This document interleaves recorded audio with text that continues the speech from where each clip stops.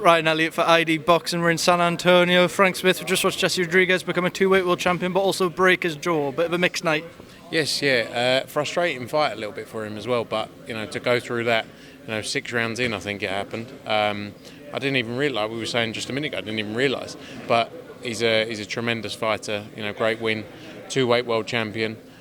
So much more to come. It's a shame because we were trying to set up that fight with Sonny Edwards for the summer. But that will still come. It's just going to have to wait a little bit. But he's, got some time to recover now, and then, like I say, aim for that one in later towards the end of the year. Christian Gonzalez had told us all week it was going to be a Mexican war, but quite the opposite, very elusive in there. Yeah, he was running around the whole fight round. Quite good stamina, to be honest, to keep it going the whole fight.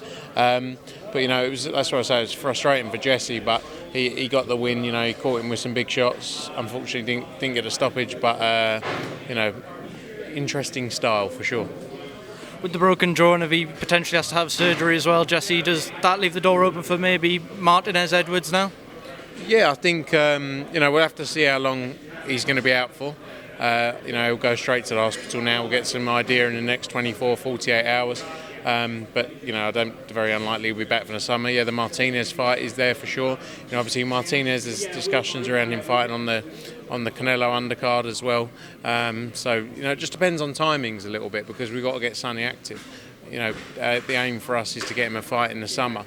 Obviously the focus always, or our plan was always to do the BAM fight, but now we'll have to get him another fight. So we'll have to see what's out there. But there's lots of big fights to be made. Upset win for Tapales tonight. How did you see the fight?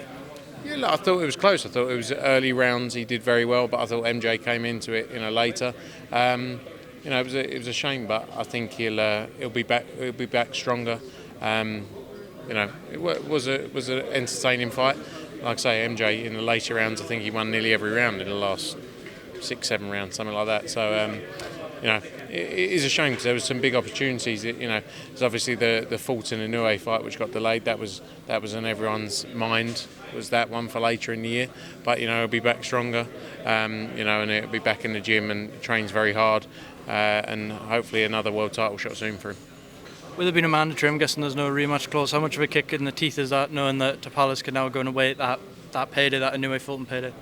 Yeah, unfortunate, and no rematch clause obviously on the mandatory, the IBF mandatory. Look, like I say, it was something everyone was working towards. It was a real shame, but that is boxing, unfortunately, and he'll be back stronger, as I say.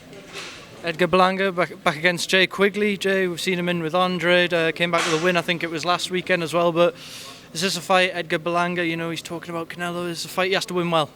Yeah, I think so. I think, obviously, as you say, Jason coming off a win last week back in Ireland.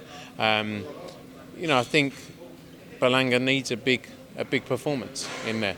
If he wants to talk about these, getting the fights against the likes of Canelo, he needs a massive performance. And I think, I think Jason Quigley, we know how experienced he is. He's been in with some great fighters. But, Berlanga's got to go in there and get a big win and show that he deserves those big opportunities. Free agent Regis Prograis at ringside tonight. Any movement, any talks? Yeah, I saw him there. I think he may have had a chat with Eddie. He's a talented fighter.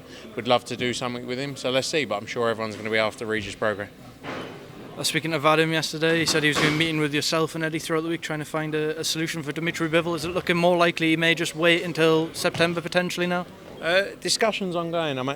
We're sitting down on Monday in LA actually to see where things fall. There's an opportunity. There is an opportunity for the Bivol fight in June, but also discussions, as you say, to maybe wait and just go for the big fight in September. So yeah, hopefully Monday we'll have a clearer picture on that, and by the end of the week be able to get some news out there. One fighter I wanted to ask you about, it's gone quite quiet on the Deontay Wilder front. I know you'd met with him and his team. What was the last communication you kind of had with them? Yeah, we spoke to him about some fights, but I think, as I said, I was never with the intention, we're going to go and sign Deontay Wilder. I would love to sign Deontay Wilder, obviously, but it was just good to open a dialogue there. Something that we haven't had in the past, as everyone will know. So it was just good to have a conversation. At least for the future, there's massive fights to be made, but no further currently. Just something more for longer term. I know it's very soon to be talking Anthony Joshua news, but everything seems to be pointing towards a Dillian-Whyte fight. When do you think those talks will get underway? Yeah, look, we're waiting for speaking to the team. AJ's training team obviously got a plan in place to get. Want to get back out in July. Dillian-Whyte is one of the names for that, amongst others. So let's see how it plays out. I think that, look, we all know what the Dillian-Whyte fight will bring. I think it will bring a tear up between the two of them. Because that's we saw it the first time round. I think the second one goes similar to that. It's a fight we'd love to see. So let's see how the next week plays out. Am I right in saying the O2 won't be available for Anthony Joshua's next targeted fight? No, it's not. It's not correct. So we're looking at a few other locations at the minute, across the UK as well as some stadiums. Right, perfect, Frank. Thank you as always, speaking ID Boxing.